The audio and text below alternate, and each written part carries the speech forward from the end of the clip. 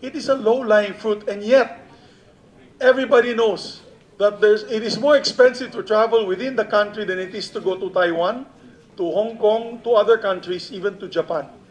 The flights to Siargao is $500 to $600 per person. It is cheaper to go to, you can take a business class ticket to Taiwan or to Hong Kong with that amount of money. The tickets are more expensive to go there. And yet, the energy problem, they're constantly having a 6-hour brownout. Every day, the electricity problems. I was in Camiguin over the long weekend. There were brownouts 6 times a day.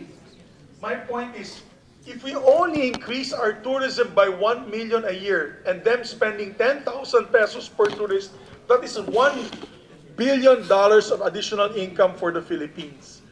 And yet we're not pushing forward. And it's not all the fault of Secretary Garcia. Let me just frasco. It's not all her fault. Why? The prices of tickets, that's not her fault. The prices of the hotels, that's not our fault. The lousy airports, terrible airports. And by the way, Siargao soon will be coming in from Clark because all the turboprops will be taken out of NAIA 1 and NAIA 2. You have to now drive to Clark to get a plane to go to Siargao. Who's going to go do that, my dear colleagues, my dear friends? I'm just sharing my exasperation to all of you that this is such a low-lying fruit. I mentioned this to the President when I was Senate President.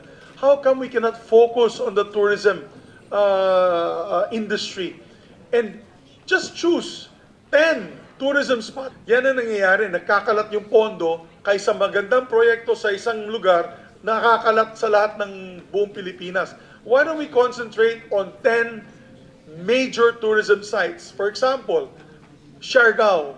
For example, Camiguin.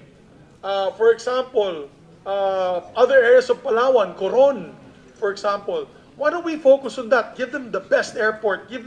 Take over the electricity problem so that they will no longer have brownouts.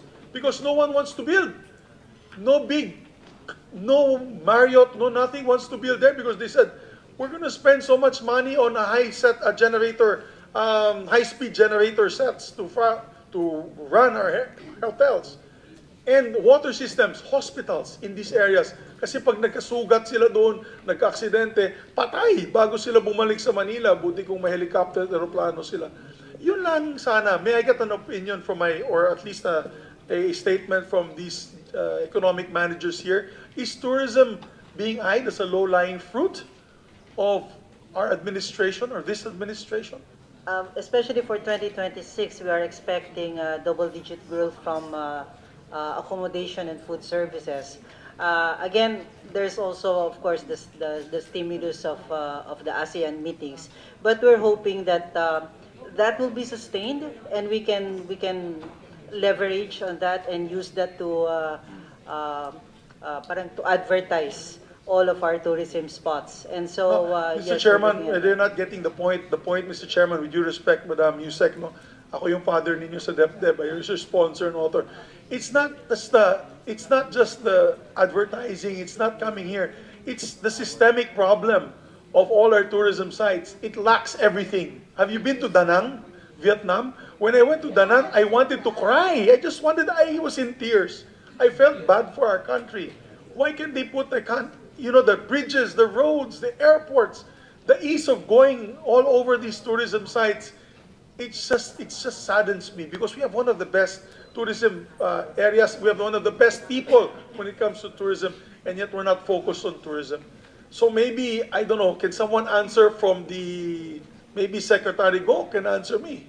On my office's part, I've fully supported two moves that I believe will really help tourism.